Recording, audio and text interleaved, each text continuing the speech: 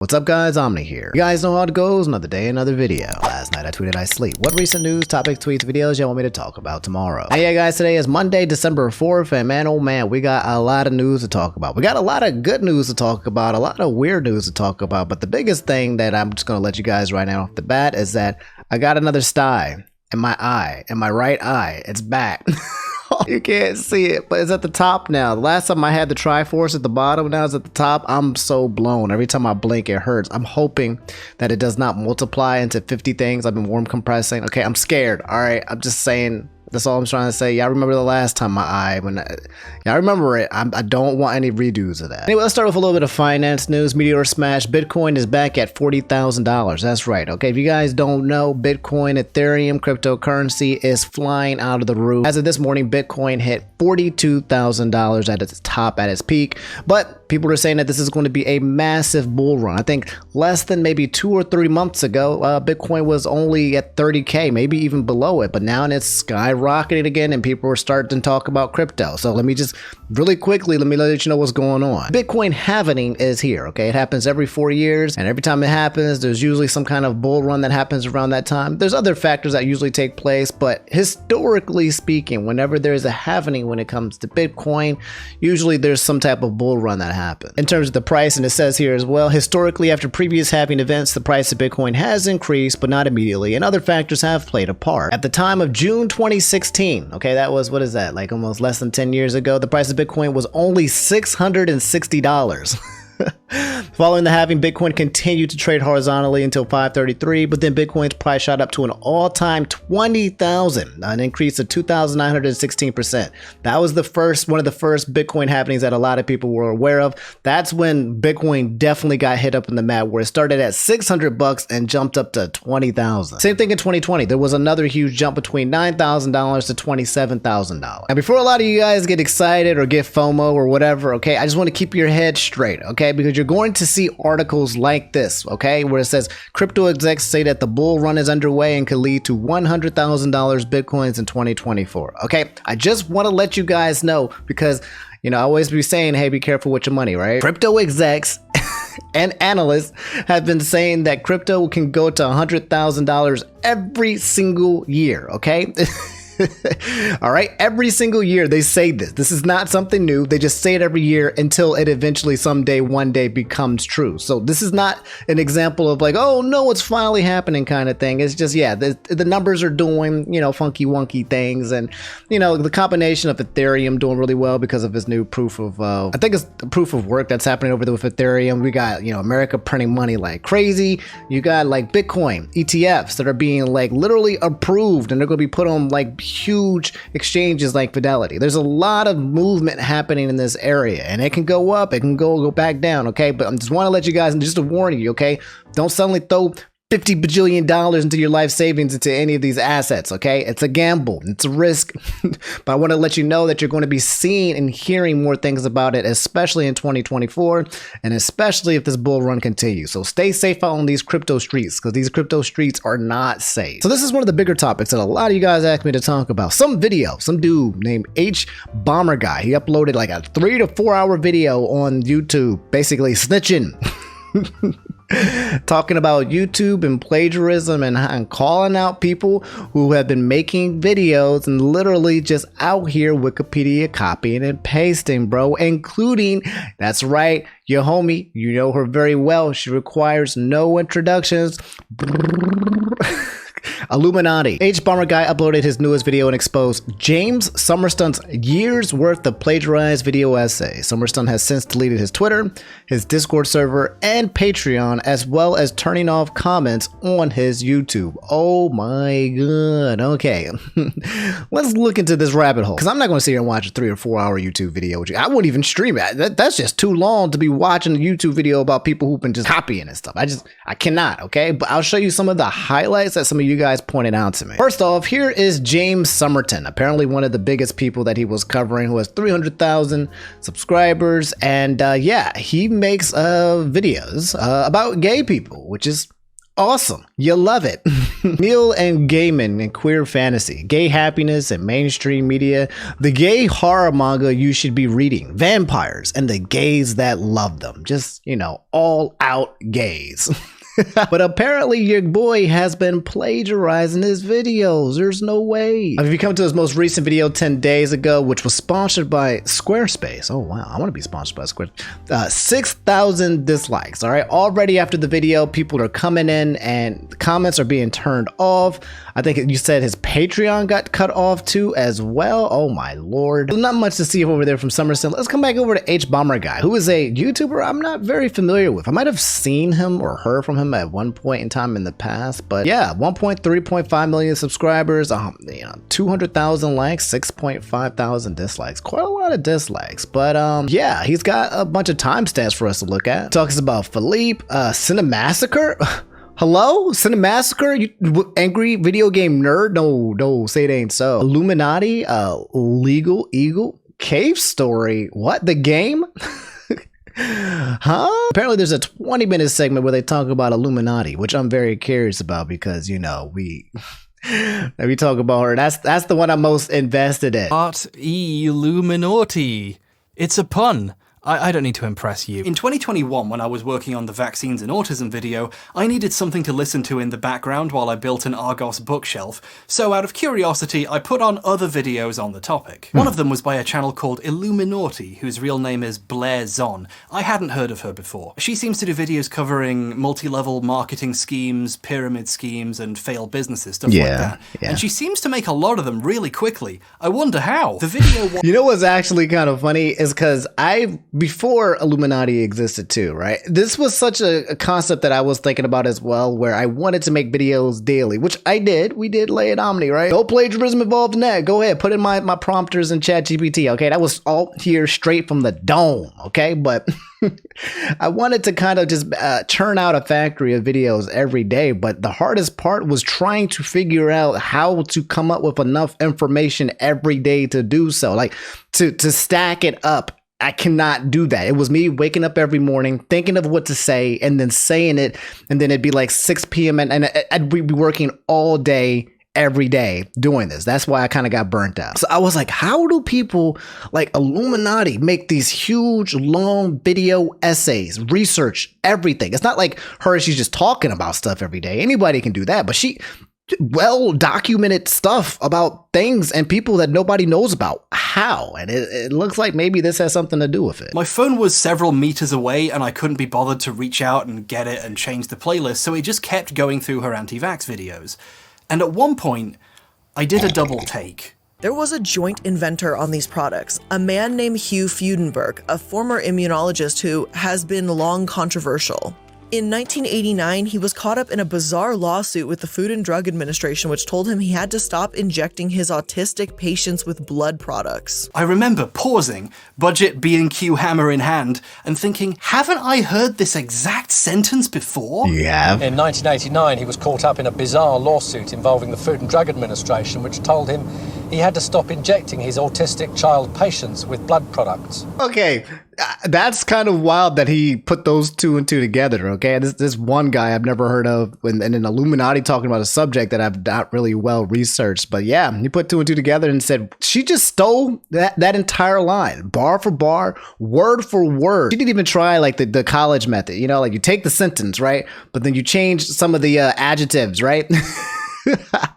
Change some of the adverbs, change some of the words in the descriptions just a little bit. Say the same sentence, but in a different way. That didn't even go down. That was just like, nah, whole sentence, mine now. The interesting thing about the MMR scandal is literally all of its big discoveries can be attributed to the work of one man, Brian Deere, whose years of diligent journalism are basically why we know what we do about Andrew Wakefield. His 2004 documentary, MMR, What They Didn't Tell You, effectively berserk eclipsed Wakefield's career as a legitimate doctor. It's great, and Brian uploaded it to his own YouTube channel for free in 2014, so anyone can go watch it. This version has the timecode burned in at the bottom. He only had 621 subscribers, and this is why he had the reference. Okay, now I understand that as well. But yeah, oh my god, there is a huge thing too as well, and I'm stopping for commentary purposes as well, but I've already known this for a while, where there's a lot of YouTubers who will steal topics and subjects from YouTubers who are very small. YouTubers who have like 100 subscribers, 1,000 subscribers, and they don't get that many views on their videos. People will go there and just like hunt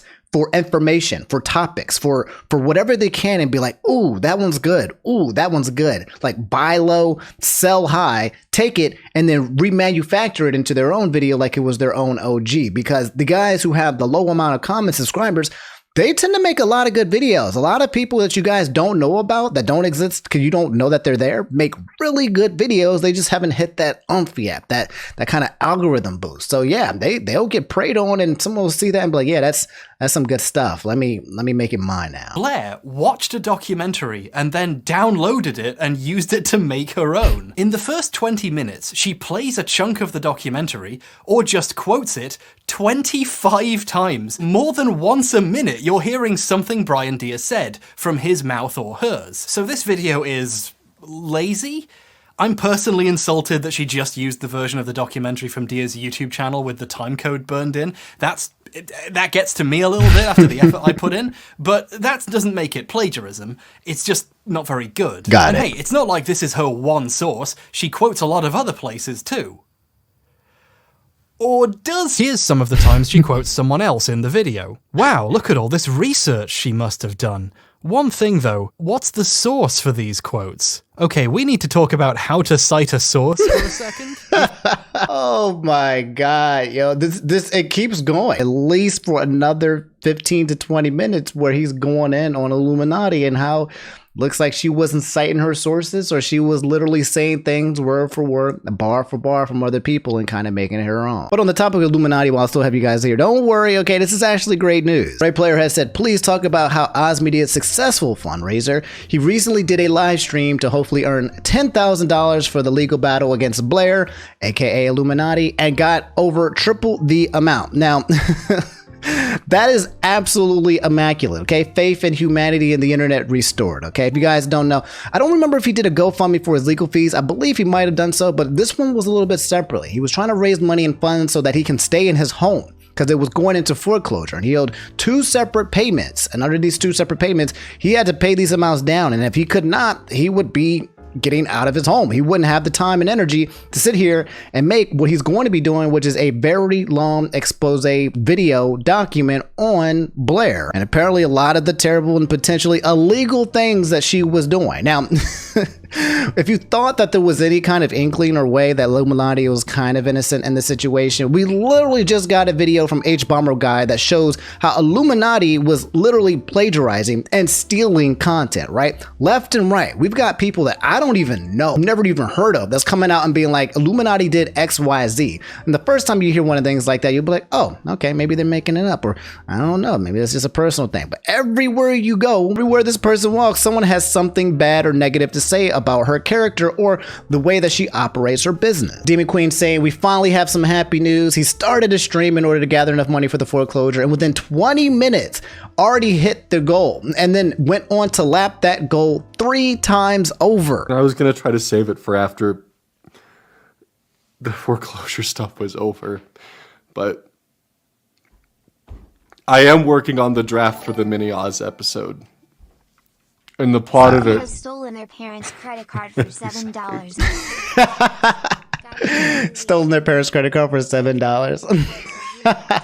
This is awesome, bro. You guys wanted positive news? This is the positive news, man. Thank you all. I can close this chapter because of the help that you've all given me. $20. We love you, Oz, but shout out the community. Oh man, legends, everyone. This is so cool. This is such a huge, big, sweet community. He ended the stream with close to $33,000 that he could use to apply for the foreclosure and more. All right, go out there, man, and buy yourself some Chipotle, okay?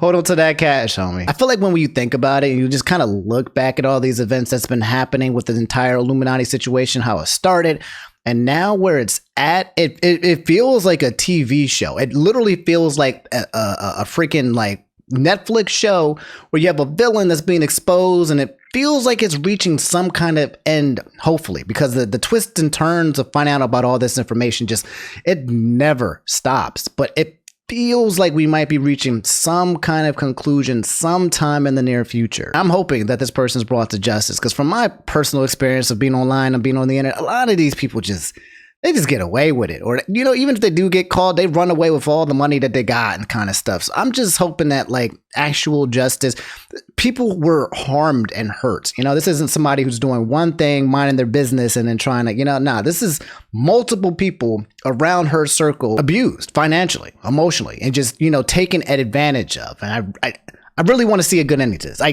do. Okay, we don't get enough good endings. I want to be able to sit here and tell you guys, good ending has occurred, and then the end. Check it off, and then move on to the next. Because the Illuminati drama has gone on too far. But at this specific juncture, I'm very happy that Oz is being taken care of by his community. You love to see it happen. And we have more good news. That's right. This is the positive video. Okay, you guys be like, Omni, stop talking about drama. Stop talking about bad things around the world. I don't want to pollute my mind with all that bad energy and bad juju. Here I am, spreading the good word. Okay, Kim Turner Goddard said Jacksepticeye raising $6 million on THIEVES and getting an award for being the first person to raise $25 million total on THIEVES. You guys don't know Jacksepticeye, the guy, the homie YouTuber, makes whatever he wants, you know, with OG days when he just made videos similar to like PewDiePie. Now he does whatever he kind of wants as well. Every THIEVES, every Christmas, he does a THIEVES charity event where he raises a bunch of money, usually with a bunch of other YouTubers, and they come through and makes good stuff. I think last year he had Jack Black on there, but he's always doing something wild every single year. And this year he raised over $6 million and he got a freaking award for it. Of these years, you have done something that nobody else on the THIEVES platform has done. You and your community are the first people, the first community, the first creator on THIEVES to surpass $25 million. Wow! That's freaking awesome. This man has a crowd in the background like a talk show. Oh man, yeah, the freaking love to see it happen. That's absolutely glorious. I had to turn up the volume on there. It was so quiet, so hopefully you guys could hear it. But yeah, he got an award for raising over $25 million for charity, which is the opposite of what happened to this dude. The Completionist. Okay, remember I told you guys on, I think Friday, yes, we made an hour big chunky wungy video talking about Carl Jobs in his video, talking about how things got worse. Mutahar was supposed to drop a video that day, but he wanted to iron some things out because of lawyer stuff, making sure that he doesn't get any kind of legal ramifications and everything. But he dropped a video and he said, me and Carl dug deeper than we initially planned. I wish I could say this would be a good ending. We found what appears to be money that hasn't been reported in the open hand tax filings, and now urge regulators and authorities to track down just how much money is truly missing. Alright, so I already watched this video. It's 50 minutes long, but it's Mutahar kind of just being Mutahar. Look, this is everything that we found. Here's all of everything that we found, and here's everything that we did not find. Very similar story with a little bit of added details about how Carl Jobs and both Mutahar discovered there was another charity prior hand to 2003 where they would do golfing tournaments. The Completionist and his family did these tournaments, and they would raise funds and money using like big sponsors like Coca-Cola and the Monster and like the actual like sponsored big brands.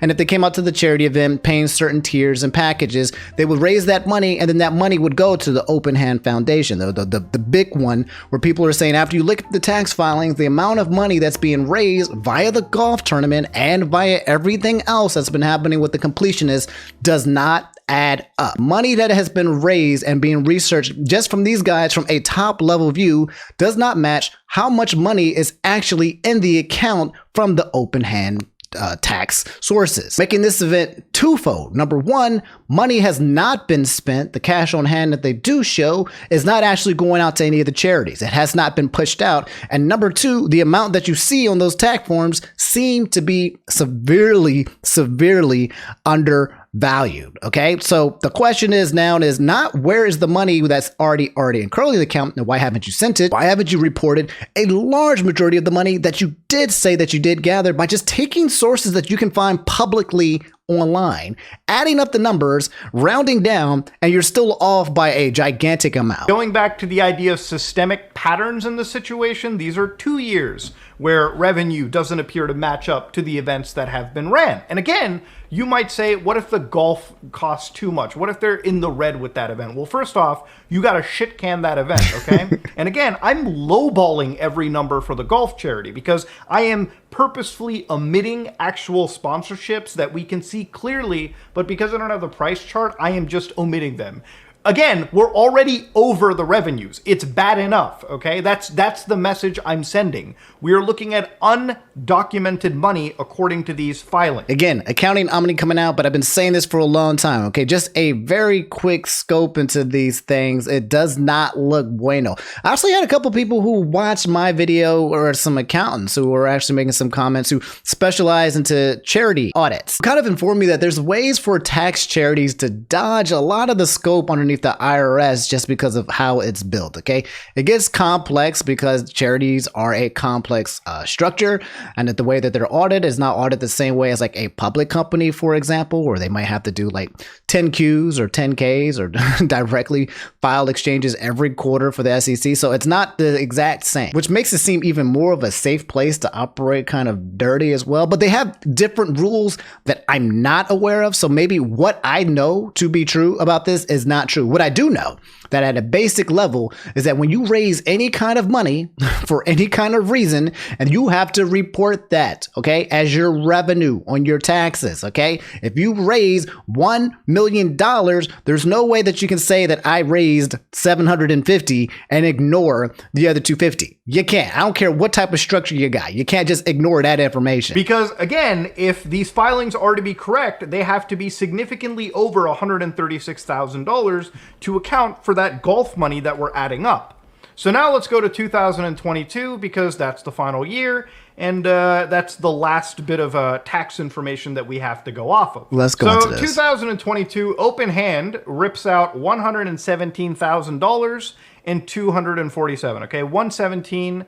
247. That's the revenue for this year, right? Okay. Now, okay. Tiltify this year claims that they raised $90,582.09. And again, to be uber charitable, 5% of that is $4,529. And if we adjusted it by removing that from the Tiltify goal here, the Tiltify transaction, that is $86,000 that is $86,053. Okay, that's what's supposed to be sent over, assuming the worst of the processing fees hit. Okay. So again, Jamie Lee's grant this year, according to her foundation, if you look at the open hand, $25,000. Okay, so she gave $25,000 to the open hand, and again, if we scroll all the way up, that is the fiscal year ending 2022. Okay. So now, if we add $86,000 and 53. $86,000. You're at $111,000. With the $25,000, you get $111,000. So for those of you guys who might not still be following, this is Mutahar breaking down the revenue for that should have been turned. I keep saying revenue, but these are donations. These are amounts that people are given, and it turns into revenue technically when you're reporting for tax purposes. But they raised $111,000 already, just showing what you can see publicly, okay? Tiltify, $90,000. You got the Jamie grant. You got subtracting for the adjustment for the payment process, the 5% fees Tiltify takes, okay? You got a total of $111,000. He's doing this for every single year. This is what happened in 2022. Now, Michael Barrett, who basically was the actual charity event coordinator, said that what you saw at Indieland, which again, they said that they raised over 80,000, so 90 grand you're seeing over here, he actually claims that with merch, ticket sales, and again, platform donations like YouTube and Twitch, they made over $100,000, okay? Oh, okay. Now, again, let's say that 111, no matter what you add here, the golf stuff is what you want to see. So let's look at the golf event for this year. Now, the golf event had 2 diamond sponsorships for 2022, which, again, that is $16,000 right there, $8,000 each. You've got the twosome package. So apparently there were some people having twosomes, 2 companies. That is $1,500 according to the pricing tier. Look at that, twosome players, right? $1,500.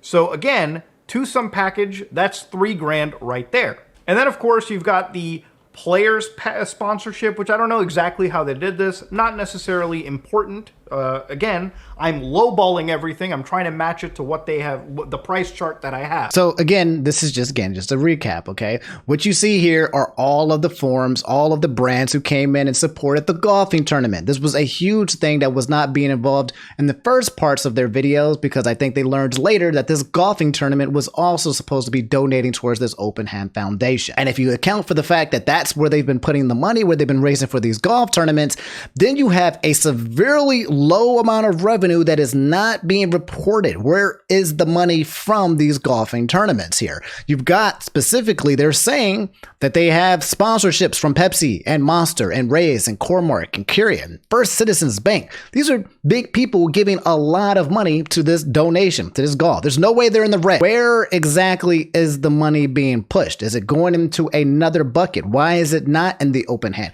Where's the bank accounts? Something really, really wonky and fishy is happening. It is true, correct, and complete. Again, ladies and gentlemen, this is a crime. Perjury.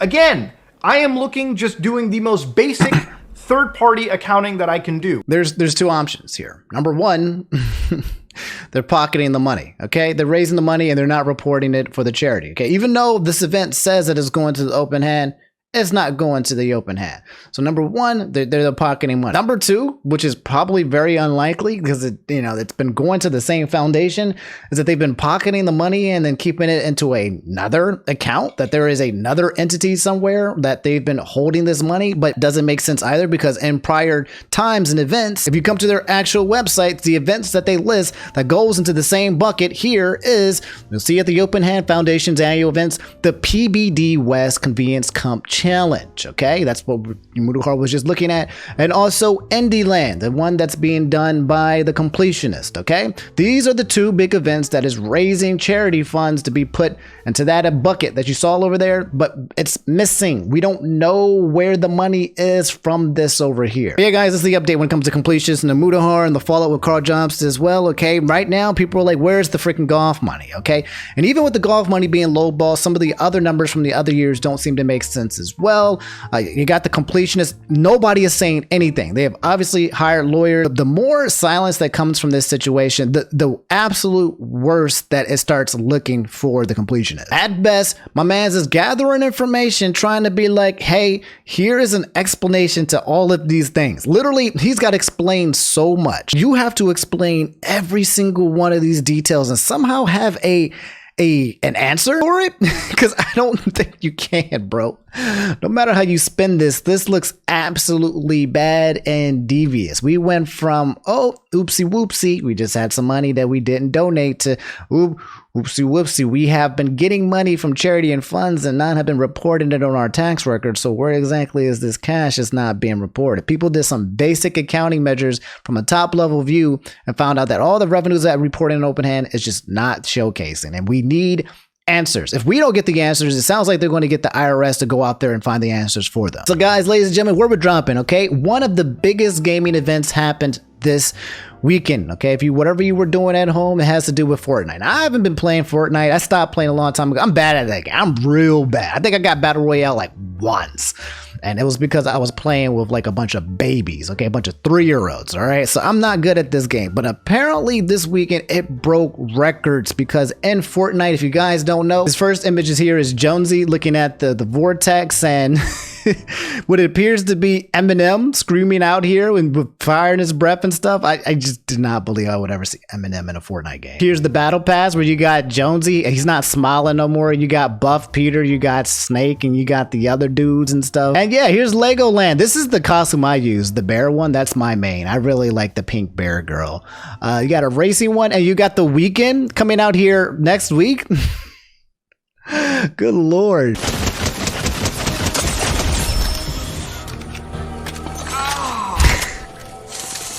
The classic fall on the sidewalk and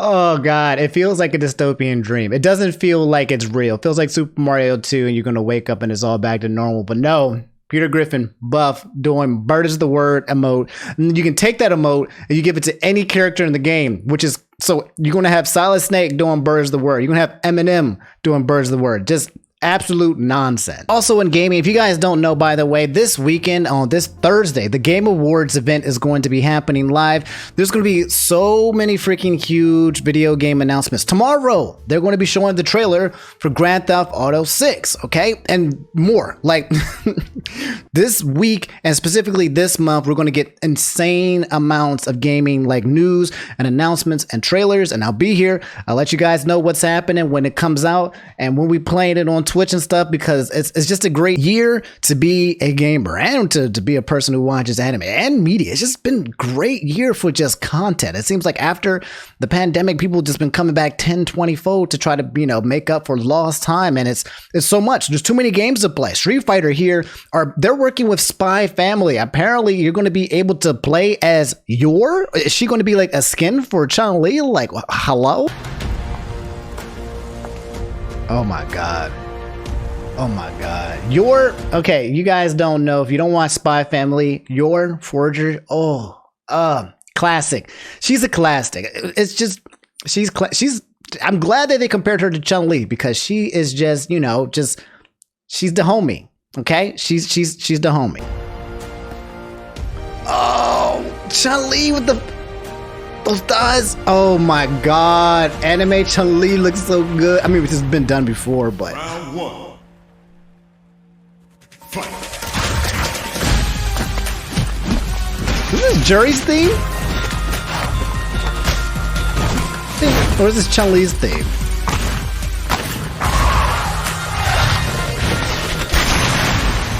Oh my god!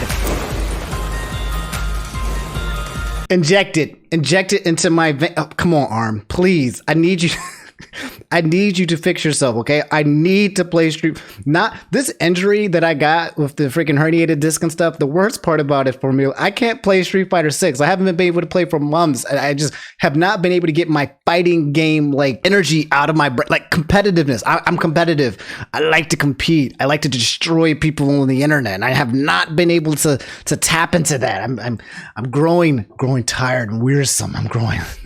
Something is festering. Maybe that's why I'm so racist on the internet. Oh, speaking of that. All right, we'll talk about it maybe in the video with this, okay? Not really news. I was just goofing on the internet, okay? Slim said, you being flamed, where I did a Final Fantasy tier list, 56 likes, okay?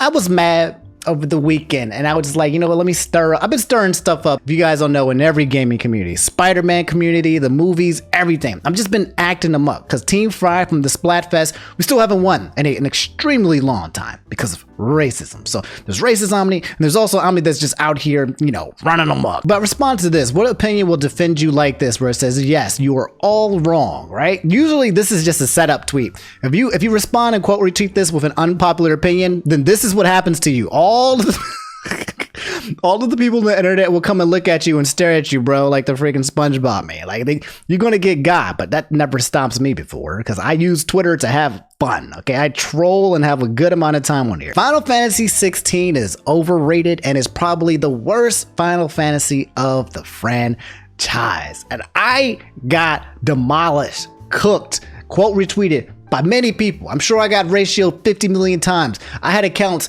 that only had like 30 people on there getting more likes than me, right? I was getting cooked. So as I was getting cooked and all these Final Fantasy nerds were getting genuinely upset, you gotta understand, when it comes to the internet, right? Me being racist, la la la la la, Omni, you're so funny and goofy. I support your racism.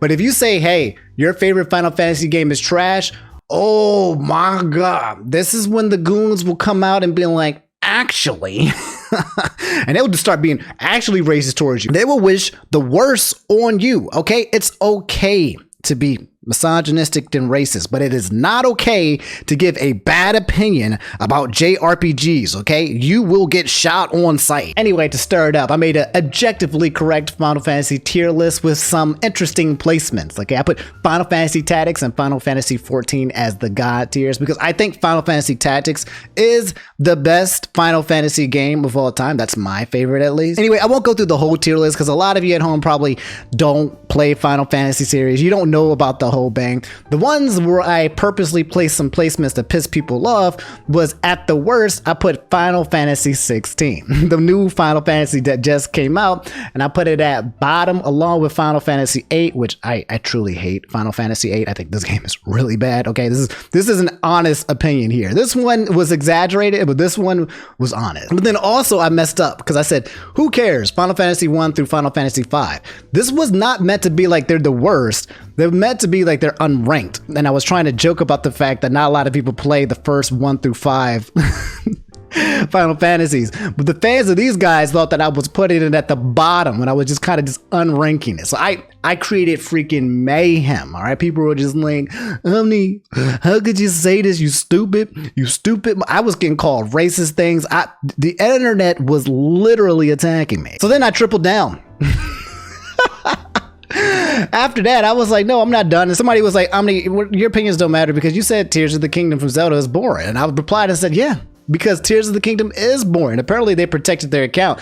I got so much hate that they protected their account because they didn't even want to catch any strays. But this one I'll stand behind. I do think, at least in my opinion, Tears of the Kingdom is a bit boring. For me, the game is just Zelda, a piece of candy. You walk around and you see, ooh, that's shiny, a piece of candy. Ooh, a piece of candy. Ooh, a piece of candy. Ooh, a piece of a treasure chest. Ooh, this, ooh, that. That's the game. And the mechanic where you kind of just put the pieces together and glue them together to make structures was really fun in my opinion, but that being the main core of the entire game, for me at least, became a bit exhausting. So when I played the game, there was nothing when it comes to Tears of the Kingdom that when I put it down for one day, it made me feel like I cannot wait to play it again. Nothing about the game incentivized me, for me at least, to continue playing this game and not drop it because it's so slow paced, it's so quiet, it's so open world where you can literally do nothing for hours. For me, that's kind of boring, okay? That's just how I feel. I don't think it's necessarily a bad game, though. It's just, for me, it's boring. I think a game that did Tears of the Kingdom well, the open world concept, was Elden Ring. I never got bored with that game. Open world, you can go wherever you want, but they'll punish you for it, and it was extremely challenging, and it made you want to keep going and exploring because of how challenging it was. But with Zelda, I never really felt challenged. It's just like, you know, baby puzzles with Legos, like, oh, put this right there. Okay, obviously. And then, like, oh, here's a monster that you have to fight. Not very challenging. So for me, at least, the exploration was not rewarded because there was not much of a challenge. It was just exploring just for the sake of exploring. Continuing, okay, I said, not gonna lie, I woke up and chose violence because Fry still hasn't won a Splatfest, and the last episode of Jujutsu Kaisen pissed me off, okay? We're not gonna talk about it, no spoilers, okay? But I hate him. This is Mahito, and I hate him. I hate him so badly. After I watched the last episode, he is my most hated anime character of all time, okay? The dude from Full Metal Alchemist, the dad that everybody hates for reasons I'm not going to say because you probably already know, but I hate him even more. He's doing too much, okay? He's got to get out of here. He's doing too much. So as I'm getting destroyed, right?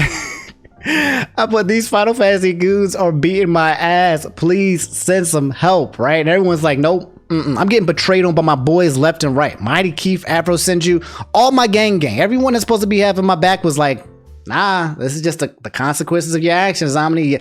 You gave a bad opinion on the internet, and now you just gotta suffer.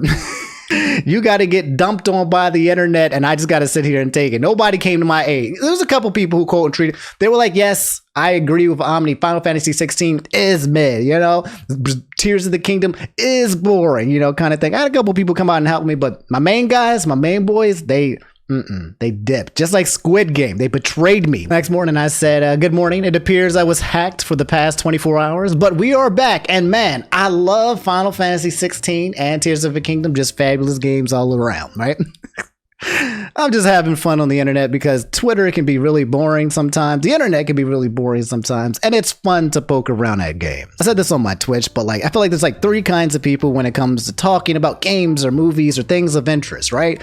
You got the first kind, the worst kind of people who take actual offense to it. They will literally just come out there and just murk you because you don't like something that they like, right? They will take it offensive, they'll take it personal, and they'll wish personal hate on you. Like they can't detach themselves from this object or this game or this movie, and it's no fun. you know, having arguments or talking about things or talking smack with these guys because they take everything personal. That's the majority of Twitter, by the way. Just people who are just like, I hate you. I can't believe you said this. You know, the stands and, you know, BTS stands. People who are so attached to an object that if you say anything about that object, they will actually wish you physical harm. Then you got the second guys who don't say nothing. They just, you know, sitting there chilling, watching, observing. Okay, they come to Twitter, but they don't post. They just watch the mayhem and they just sit back and relax and be like, dang, that's crazy. I respect those guys. And then you got the third type, my homies. These are the people where we talk about everything and we trash talk it, but it's all in good fun, okay?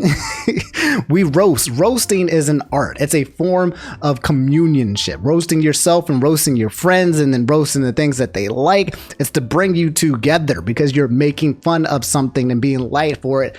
For fun. It's not that serious. You're trying to have a good time because the internet, a lot of times, it's not a good time. So I was goofing around. I don't like Final Fantasy 16 though. I don't think it's the worst one. I just think it's bad. I don't think it's a good one.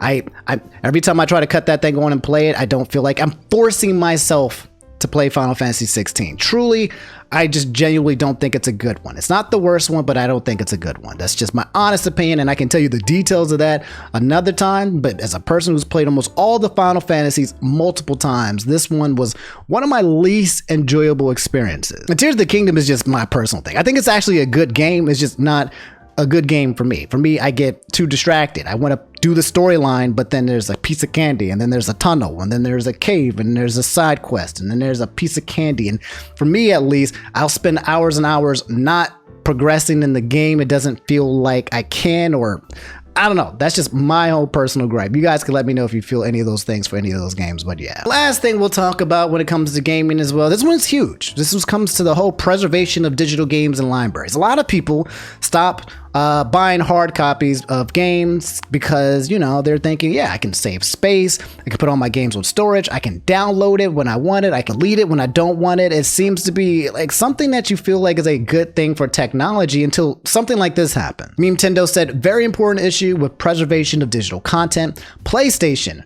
removing discovery content from people's libraries despite the customers buying it is screwed up and must be called out. So if you have a PlayStation and you downloaded for a price any of the content from Discovery, now they're saying we are taking it away from you and you are not getting any kind of discount. This is the big weakness when it comes to having digital items, is that it looks like it can be removed from you. No one can come to your house and take away your game. No one can come to your house and take away your Discovery stuff, okay, unless you get repossessed or whatever. But it looks like they can come into your digital house and take the content that you paid for, and that's absolutely messed up. Reads here, PlayStation users will soon lose access to hundreds of Discovery shows they purchase.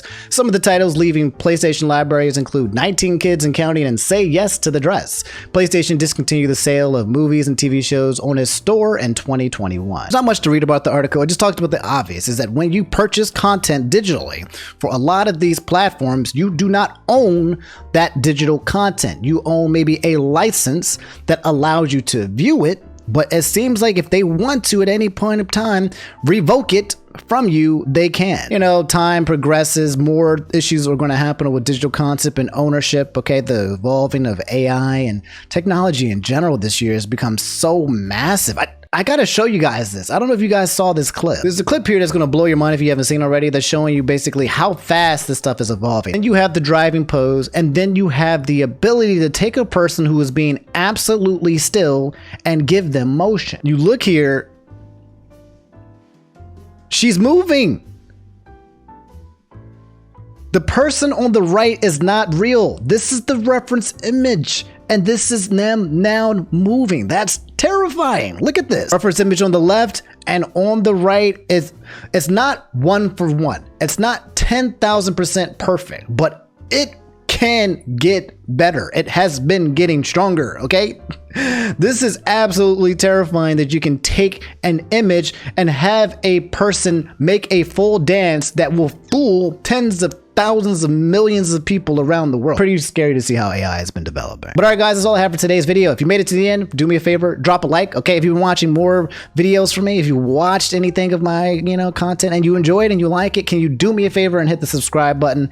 That would mean the lot to me if you subscribe to the channel. We're trying to hit some goals. I'll see you guys on Wednesday. I also might see you tomorrow because we have the Grand Theft Auto trailer on twitch.tv/Inferno Omni. I'll be seeing you guys all over the place in December, okay? We got to make a lot of content because this is when we get paid the most, okay? And then when January comes, boom, I'm ghosting, January is terrible for ad revenue, but I'll still be here talking to you and tell you guys the news. All right, I love y'all. Y'all take it easy, be safe out on these streets because these streets ain't safe, and brush your teeth and don't get halitosis. All right, peace.